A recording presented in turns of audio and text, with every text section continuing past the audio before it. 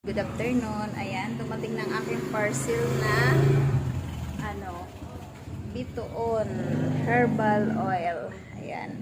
Matatry natin to kung matatanggal ang aking mga kulani sa aking liig kasi itong kulani ko dito sa liig ay mula nung bata pa ko hanggang ngayon mayroon pa rin akong kulani, kaya ito daw na bituon herbal nakakatanggal dito sa mga bukol-bukol. Ayan, try natin kung matatanggal ang aking kulani sa liig, guys. Ayan, maglalagay tayo ngayon first day araw ng ngayon, Huwebes. Ayan, April 4 ngayon. Ayan, magta-try tayo nito.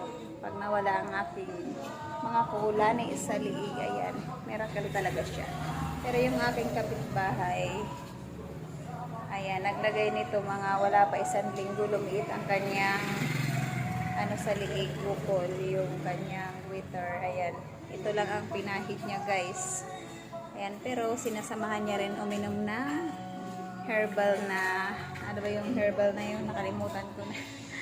Ayan, guys, short video lang tayo, guys. Thank you for watching. See you next video. Bye!